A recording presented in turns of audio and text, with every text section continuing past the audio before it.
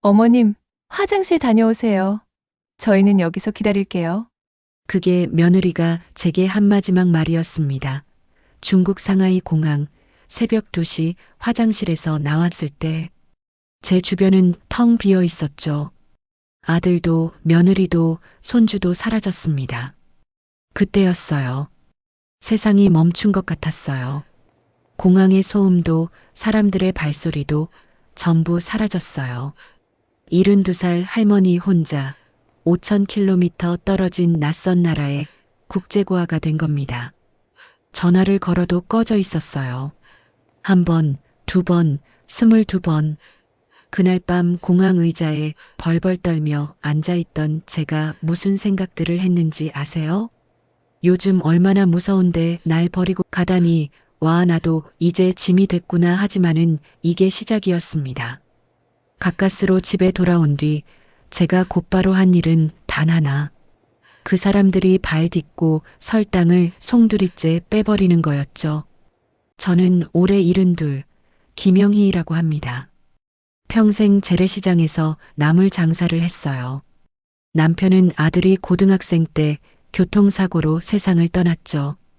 그 뒤로 혼자 아들 하나 대학 보내고 결혼시키고 집까지 마련해줬습니다. 제 손은 겨울이면 갈라지고 여름이면 땀띠로 부르트곤 했어요. 하지만 전 행복했습니다. 내 자식만 잘 되면 되니까요.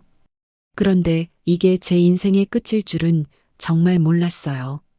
아들 부부는 서울 외곽 신도시에 삽니다. 결혼한 지 7년 됐고 손주가 하나 있어요. 올해 7살 된 민준이죠. 며느리 이름은 수진이에요. 서울 큰 회사 다니는 커리어우먼이죠. 똑똑하고 야무진 편인데 글쎄요. 저한테만은 늘 차가웠어요. 어머님, 민준이 유치원 보내야 해서 바쁘거든요. 어머님, 요즘 회사 일이 많아서요. 어머님, 주말엔 좀 쉬고 싶어요. 저한테 시간 내는 게 그렇게 힘든 일이었나 봐요. 뭐, 요즘 젊은 사람들은 다 그렇다잖아요. 그러려니 하고 살았습니다. 그런데 작년 가을, 며느리가 제게 전화를 했어요. 어머님, 이번에 회사에서 중국 출장 가는데요. 아들이랑 같이 가려고 해요. 민준이도 데려가고요. 혹시 어머님도 같이 가서 애 좀 봐주시면 안 될까요? 솔직히 말하면 기분이 묘했어요. 애 봐달라는 건지 같이 여행 가자는 건지 헷갈렸거든요. 하지만 전 그냥 좋았어요. 그래, 그럼 나도 가야지. 태어나서 비행기는커녕 부산도 못 가본 제가 중국을 가게 된 겁니다. 출발 전날 밤 저는 잠을 한숨도 못 잤어요. 가슴이 콩닥콩닥 뛰었죠. 동네 옷가게에서 새 블라우스도 하나 샀어요. 7만 원짜리였는데 제겐 큰 사치였죠. 공항 가는 날 아침 거울 앞에서 한참을 섰어요. 주름진 얼굴에 새 옷을 입으니 왠지 어색했어요. 하지만 기분은 좋았습니다. 이 나이에 중국을 가다니. 인천공항은 정말 넓더라고요. 사람들이 캐리어를 끌며 바쁘게 움직였어요. 저는 아들을 꼭 붙잡고 걸었죠. 혹시 길을 잃을까 봐요. 엄마, 여긴 제가 다 아니까 걱정 마세요. 아들이 웃으며 말했어요. 그 순간 전 정말 행복했습니다.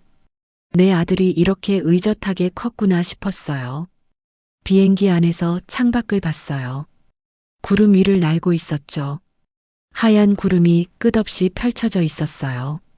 아, 세상이 이렇게 넓구나. 눈물이 핑 돌았어요. 제 인생이 참 길고도 좁았다는 생각이 들었거든요. 시장 좌판과 집, 그 사이만 왔다 갔다 하며 살았으니까요. 할머니, 저기 바다예요. 민준이가 제 무릎에 앉아 소리쳤어요. 창밖으로 푸른 바다가 보였죠. 저는 손주 머리를 쓰다듬으며 생각했어요. 이 순간만큼은 정말 행복하다. 상하이에 도착하니 공기가 달랐어요. 습하고 무거운 느낌이었죠. 며느리는 영어로 택시 기사와 대화를 나눴어요. 저는 그 모습을 보며 속으로 감탄했죠. 우리 며느리 정말 대단해. 호텔은 고층 건물이었어요. 34층에 있는 방에서 내려다보니 상하이 야경이 한눈에 들어왔어요. 네온 사인이 반짝이고 차들이 개미처럼 움직였죠. 와, 멋지다. 저도 모르게 감탄사가 나왔어요. 이런 풍경을 제 인생에서 볼 줄은 정말 몰랐거든요. 어머님, 내일 저희 회사 사람들 만나야 해서요. 민준이 좀 봐주세요. 며느리가 웃으며 말했어요. 저는 고개를 끄덕였죠. 뭐, 그러려고 온 거니까요. 다음 날부터 이틀 동안 저는 호텔방에서 민준이만 돌봤어요. 밥 먹이고 씻기고 재우고. 며느리와 아들은 아침에 나가서 밤늦게 돌아왔어요. 어머님, 수고 많으셨어요. 내일 귀국이니까 조금만 더 힘내세요. 며느리가 피곤한 얼굴로 말했어요. 저는 괜찮다고 웃었지만 속으로는 좀 섭섭했어요. 여행이라더니 그냥 애 봐주러 온 거였네. 하지만 뭐 어때요? 가족인데요. 귀국하는 날 새벽 우리는 서둘러 호텔을 나왔어요. 비행기 시간이 오전 6시였거든요. 택시 안에서 민준이가 졸고 있었어요. 저는 창밖을 보며 생각했죠. 아, 이제 집에 가는구나. 공항에 도착하니 사람들이 북적였어요. 새벽인데도 엄청나게 많았죠. 며느리는 짐을 챙기느라 바빴고 아들은 체크인 카운터를 찾아 두리번거렸어요. 어머님, 여기서 잠깐만 서 계세요. 저희가 체크인하고 올게요. 며느리가 말했어요. 저는 민준이 손을 잡고 그 자리에 섰죠. 그런데 갑자기 배가 아파왔어요. 전날 저녁에 먹은 중국 음식이 안 맞았나 봐요. 수진아, 나 화장실 좀 다녀올게. 네, 어머님. 천천히 다녀오세요. 저희 여기 있을게요. 며느리가 웃으며 말했어요. 저는 민준이를 며느리에게 맡기고 화장실로 향했죠. 공항 화장실은 넓고 깨끗했어요. 거울 앞에서 손을 씻으며 저는 속으로 생각했어요. 이제 집에 가면 뭐부터 해야 하나? 시장에 인사도 가야 하고. 그렇게 5분쯤 지났을까요? 화장실을 나와 원래 자리로 돌아갔어요. 그런데 아무도 없었어요. 아들도 며느리도 민준이도. 제 가방까지 전부 사라졌어요. 순간 머릿속이 하얗게 변했어요. 어디 갔지? 저는 주변을 두리번거렸어요. 혹시 체크인 카운터로 갔나 싶어 그쪽을 봤지만 보이지 않았어요. 한 10분쯤 기다렸을까요? 아무도 오지 않았어요. 이상한 불안감이 몰려왔어요. 가슴이 콩콩콩 뛰기 시작했죠. 설마. 저는 떨리는 손으로 주머니를 뒤졌어요. 핸드폰이 있었어요. 다행히 가져왔구나 싶어 아들 번호를 눌렀죠. 뚝. 신호만 가고 받지 않았어요. 한 번 더, 두 번 더, 세 번 더. 아무도 받지 않았어요. 며느리 번호로 걸었어요. 역시 받지 않았어요. 5번, 6번, 7번. 고객님의 전화를 받을 수 없습니다. 자동 응답만 나왔어요. 그 순간 무릎에 힘이 풀렸어요. 주저앉을 것 같았죠. 아니야, 그럴 리 없어. 분명 어디 갔다가 올 거야. 하지만 30분이 지나도 아무도 오지 않았어요. 저는 공항 안내 데스크로 달려갔어요. 중국어를 못하니까 손짓 발짓으로 설명했죠. 가족, 찾아요. 아들. 직원이 영어로 뭐라고 물어봤지만 저는 알아들을 수 없었어요. 그냥 눈물만 났어요. 옆에 있던 한국인으로 보이는 젊은 남자가 다가왔어요. 할머니, 무슨 일이세요? 아들이, 며느리가 다 사라졌어요. 저를 두고 간 것 같아요. 제 목소리는 떨렸어요. 젊은이가 직원에게 통역을 해줬어요. 직원은 고개를 끄덕이더니 어디론가 전화를 걸었어요. 잠시 후 공항 경비원이 왔어요. 저는 그에게 사정을 설명했죠. 통역을 해준 젊은이 덕분이었어요. 할머니, 일단 경찰에 신고하는 게 좋겠어요. 그리고 한국 영사관에도 연락해야 해요. 저는 고개만 끄덕였어요. 더 이상 말이 나오지 않았거든요. 공항 경찰이 왔어요. 50대쯤 돼 보이는 중국인 경찰이었죠. 다행히 간단한 영어는 할 줄 아는 사람이었어요. 통역 봉사자가 와서 제 이야기를 전달해 줬어요. 아들과 며느리가 할머니를 두고 비행기를 탔을 가능성이 높습니다. 지금 확인해 보겠습니다. 경찰이 컴퓨터를 두드렸어요. 한참 후에 고개를 끄덕이더니 말했어요. 인천행 오전 6시 20분 비행기에 3명이 탑승했습니다. 이름이 김태수, 이수진, 김민준입니다. 그 순간 제 세상이 무너졌어요. 그럼 저만 남긴 거예요? 네, 그런 것 같습니다. 경찰의 말이 마치 칼처럼 제 가슴을 찔렀어요. 왜 나를 버린 거야? 눈물이 주르륵 흘러내렸어요. 공항 한복판에서 72세 할머니가 엉엉 울었죠. 주변 사람들이 쳐다봤지만 전 신경도 쓰지 못했어요. 할머니, 일단 한국 영사관에 연락했습니다. 거기서 도와드릴 겁니다. 오늘은 공항 근처 게스트하우스에서 주무세요. 경찰이 친절하게 말해줬어요. 저는 고개를 끄덕였지만 아무것도 생각나지 않았어요. 그날 밤 저는 공항 근처 싸구려 게스트하우스에 누워 있었어요. 좁고 눅눅한 방이었죠. 창밖으로 차 소리만 요란하게 들렸어요. 이불을 뒤집어 쓰고 누웠지만 잠이 오지 않았어요.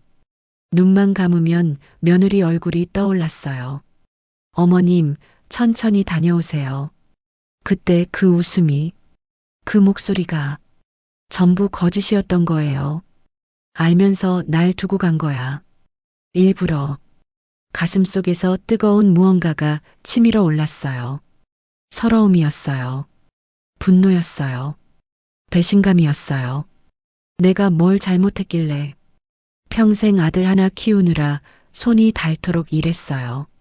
남편 없이 혼자 애 키우느라 명절에도 쉬지 못했어요. 시장 좌판에서 나물 팔아번 돈으로 대학 보내고 결혼시키고 집까지 마련해줬어요. 그런데 이게 제가 받을 대접이에요? 중국 공항에 버려지는 게 제가 받을 보답이에요? 눈물이 멈추지 않았어요. 베개가 흠뻑 젖었죠. 그런데 이상했어요. 한참을 울고 나니까 눈물이 마르면서 마음속에서 차가운 무언가가 올라오는 거예요. 서러움이 천천히 굳어지면서 단단한 돌덩이가 됐어요. 그래, 이대로는 안 되겠다. 저는 벌떡 일어나 앉았어요. 눈물을 닦았죠. 너희가 날 버렸으니 이제 나도 너희를 버릴 거야.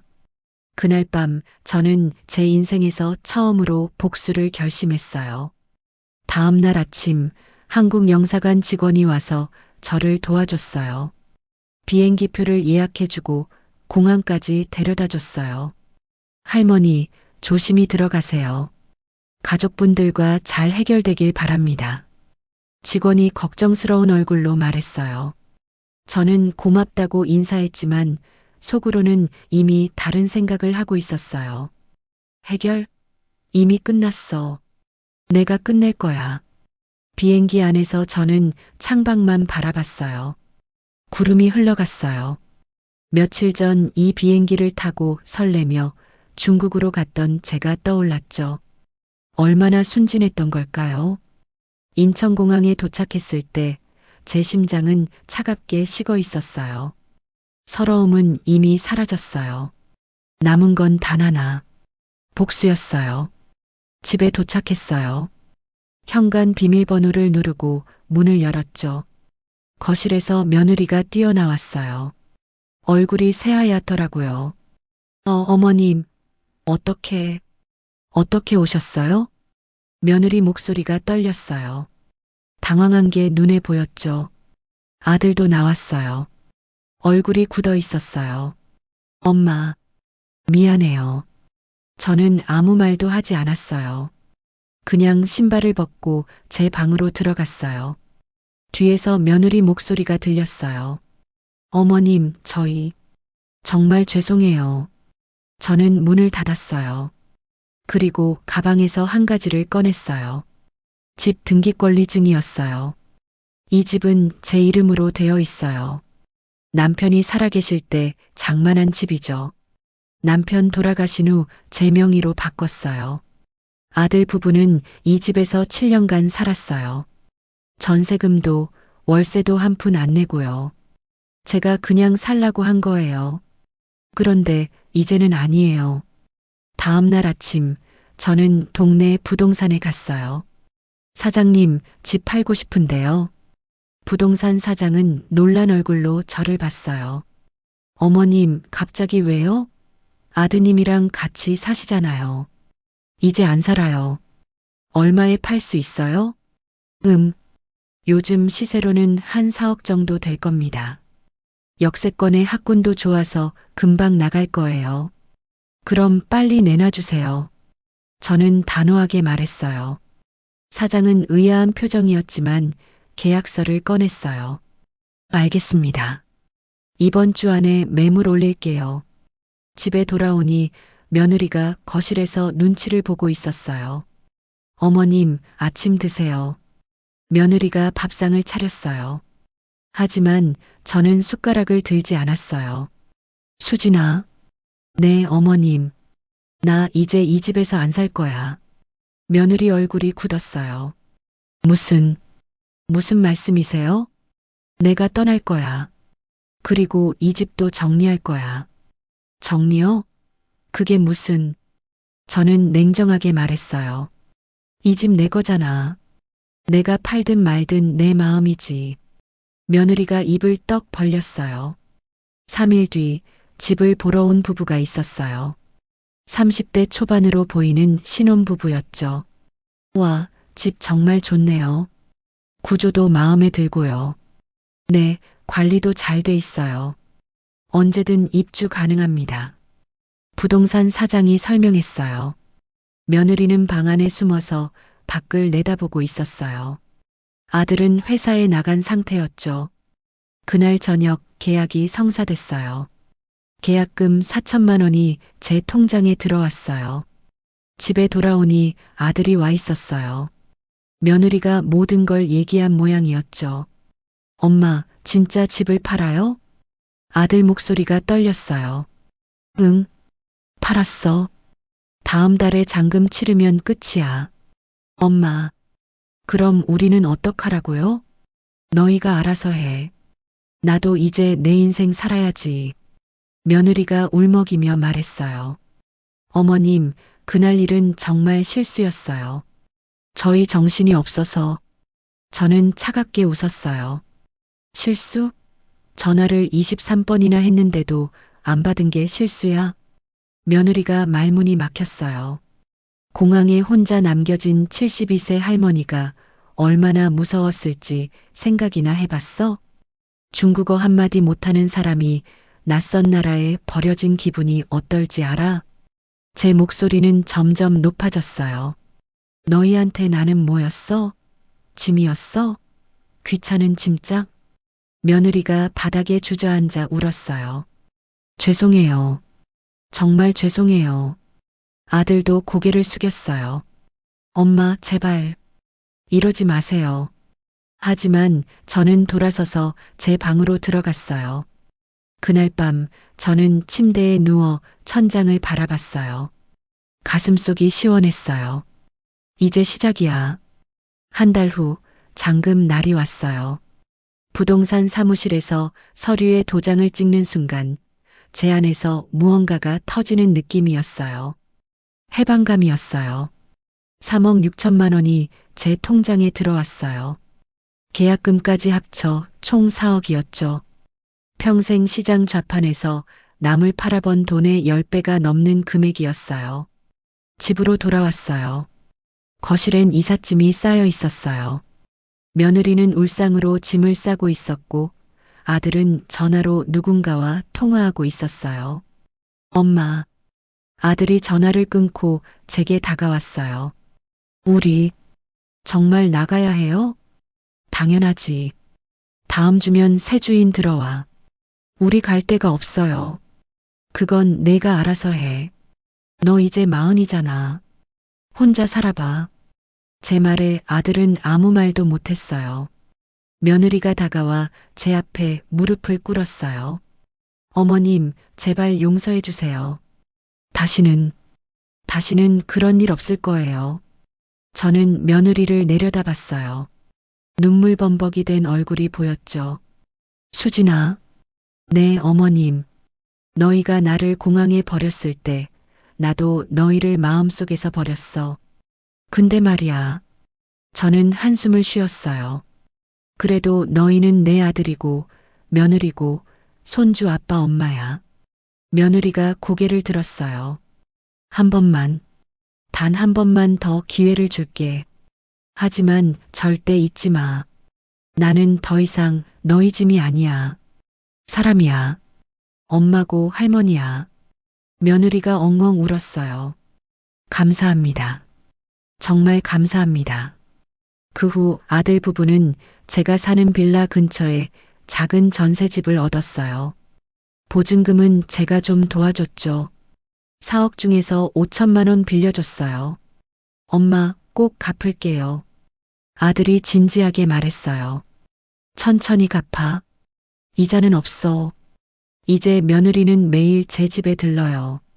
반찬도 만들어주고 청소도 해주고 이야기도 들어줘요.